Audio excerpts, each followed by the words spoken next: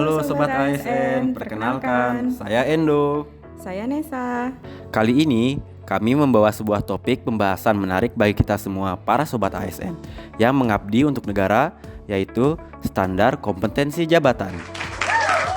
Sebelumnya ada yang pernah mendengar tentang standar kompetensi jabatan?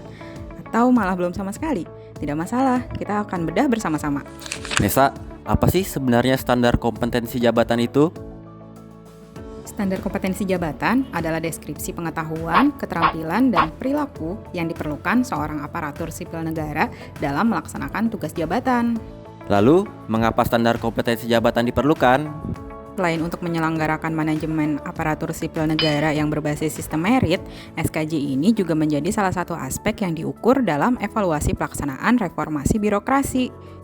Iya, betul sekali Nesa. Selain itu, banyak juga manfaat lain dari adanya standar kompetensi jabatan ini. Antara lain, perencanaan, pengadaan, pengembangan karir, pengembangan kompetensi, penempatan, promosi dan atau mutasi, uji kompetensi, sistem informasi manajemen, serta kelompok rencana suksesi atau talent pool aparatur sipil negara. Dengan banyaknya manfaat itu, maka SKJ tidak hanya digunakan untuk jabatan pimpinan tinggi, tetapi juga untuk jabatan administrasi dan jabatan fungsional. Nah, setelah kita tahu pengertian dan manfaatnya, lalu apa saja ya isi standar kompetensi jabatan itu? Dalam standar kompetensi jabatan, terdapat penjelasan mengenai jabatan tersebut, yang terdiri dari identitas jabatan, kompetensi jabatan, dan persyaratan jabatan. Identitas jabatan terdiri dari nama jabatan, uraian atau ikhtisar jabatan, dan kode jabatan. Kompetensi jabatan meliputi kompetensi teknis, kompetensi manajerial, dan kompetensi sosial kultural. Dan persyaratan jabatan terdiri dari pangkat, kualifikasi pendidikan, jenis pelatihan, ukuran kinerja jabatan, dan pengalaman kerja. Boleh diingatkan lagi, Endo? Apa itu kompetensi teknis, kompetensi manajerial, dan kompetensi sosial kultural? Tentu, seperti yang tadi sudah dijelaskan, terdapat 3 jenis kompetensi. Kompetensi teknis adalah kompetensi yang berkaitan dengan bidang teknis jabatan. Kompetensi manajerial adalah kompetensi dalam memimpin dan atau mengelola unit organisasi. Kompetensi sosial kultural adalah kompetensi yang terkait dengan pengalaman berinteraksi dengan masyarakat majemuk dalam hal agama, suku dan budaya, perilaku, wawasan kebangsaan, etika, nilai-nilai, moral, emosi dan prinsip yang harus dipenuhi oleh setiap pemegang jabatan untuk memperoleh hasil kerja sesuai dengan peran, fungsi, dan jabatan. Masing-masing kompetensi ini juga memiliki 5 level. Level 1, awareness.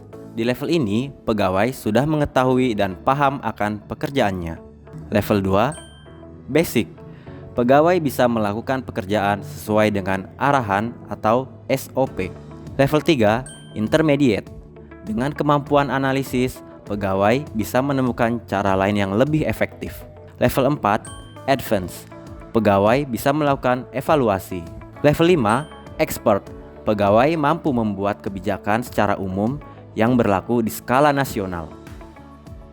Jadi, untuk menyusun standar kompetensi jabatan diperlukan 3 kamus kompetensi, yaitu kamus kompetensi manajerial, kamus kompetensi sosial kultural, dan kamus kompetensi teknis. Kamus kompetensi manajerial dan sosial kultural disusun dan ditetapkan oleh Menteri di Kementerian Pendayagunaan Aparatur Negara dan Reformasi Birokrasi.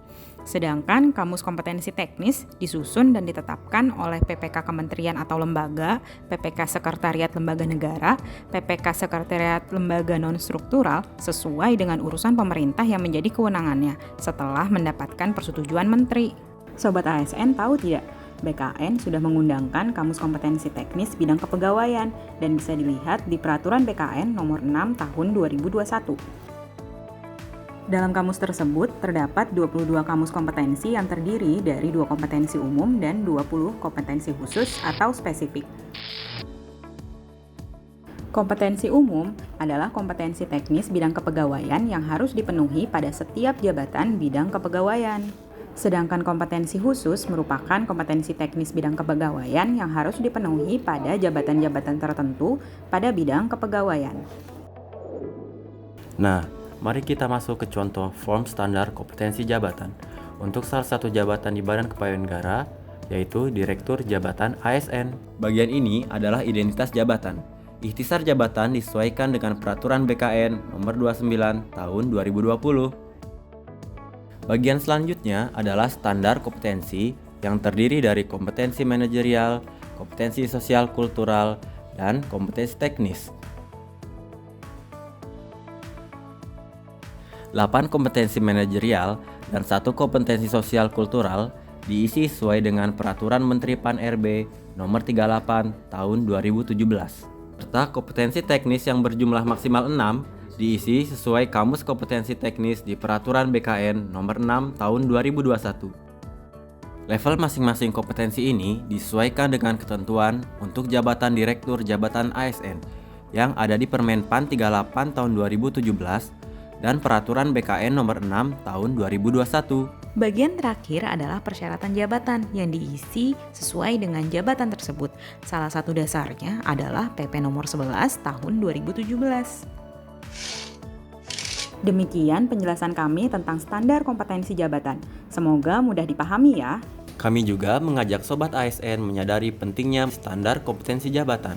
Iya, tidak hanya untuk Sobat ASN, tetapi juga untuk instansi pemerintah. Nah, sekarang saatnya kami pamit Sobat ASN. Terima kasih sudah memberikan perhatian kalian. Sampai jumpa di topik pembahasan seputar ASN berikutnya.